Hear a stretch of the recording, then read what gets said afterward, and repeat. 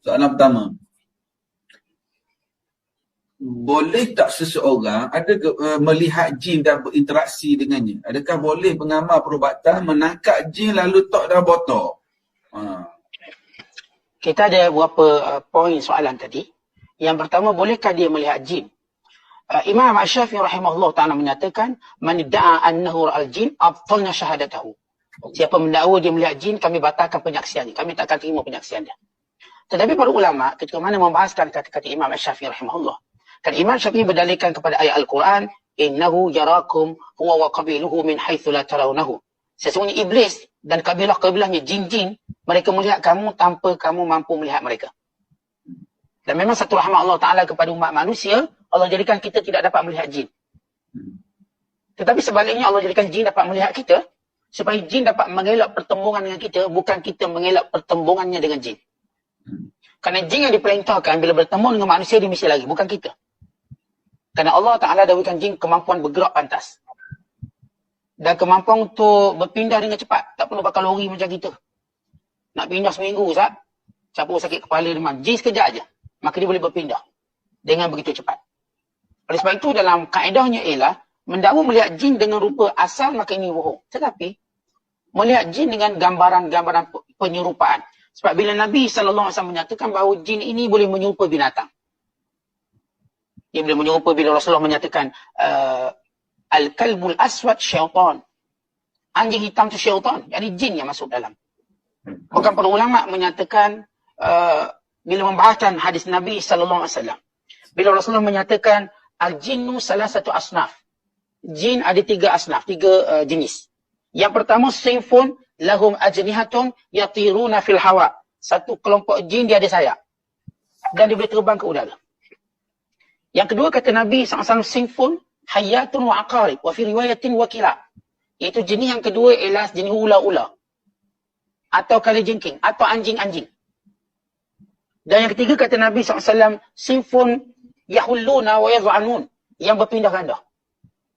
Dan yang menetap satu tempat. Jadi kalau mereka mendakwa melihat jin dengan maksud melihat bentuk ular yang dimaksud oleh jin. Ataupun mana-mana binatang. Khususnya binatang hitam. Sebab hitam, Ustaz saya pakai saya hitam hari ni. Hitam, dia mengumpulkan kekuatan bagi jin. Jin ni dia jadi kuat. Sebab tu saya pakai putih ni, Ustaz. Allah. Cakap bab jin.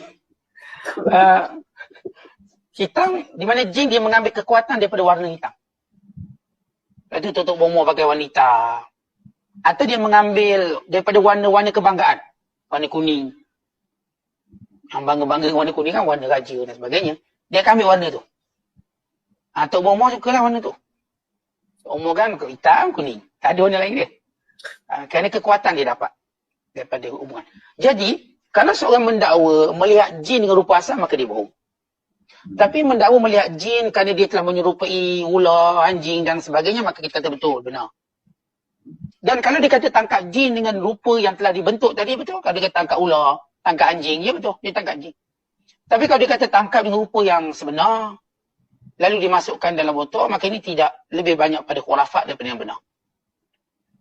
Kerana imkaniyah, apakah boleh manusia menangkap jin lalu meletakkannya dalam botol? Setengah ulama kata ini boleh kepada para Nabi alaihissalam. Ada pun orang beriman cuma mampu untuk menghalaunya keluar daripadanya. Tapi tidak ada kuasa untuk menangkap. Tangkap-tangkap yang tak boleh ini Allah Ta'ala berkisahkan pada para Nabi alaihissalam. Dan bagi orang mendakwa menangkap, Ustaz, dia tak mampu mendatangkan bukti yang kukuh. Oh, jin itu telah ditangkap. Yang sebenarnya jinlah yang tangkap dia. Bukan dia tangkap jin tak nama botol, jin itu telah menangkap dia, membodohkan dia.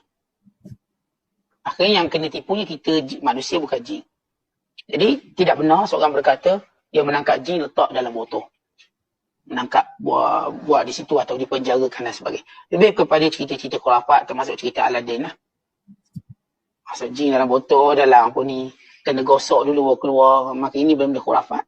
Kalau dia kata letak dalam kotak, dalam kereta, dia jatuh tepi laut atau dalam lautan.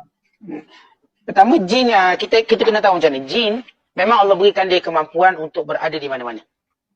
Hatta dalam pembuluh darah manusia. Dan jin juga kita katakan Allah berikan kecepatan pergerakan yang luar biasa.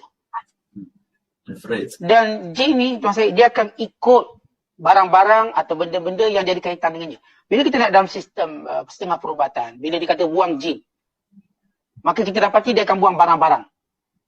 Sebenarnya barang-barang itu yang jin tadi mengikuti barang-barang yang dibuang, bukanlah kita buang jin. Kalau kita buang kerisnya, jin akan ikut benda itu. Sebab dia dipuja dengan barang tadi, maka dia berada di tempat-tempat tersebut. Maka istilah buang jin itu tak tepat. Lebih kepada buang barang-barang yang dipuja untuk ada kaitan dengan jin.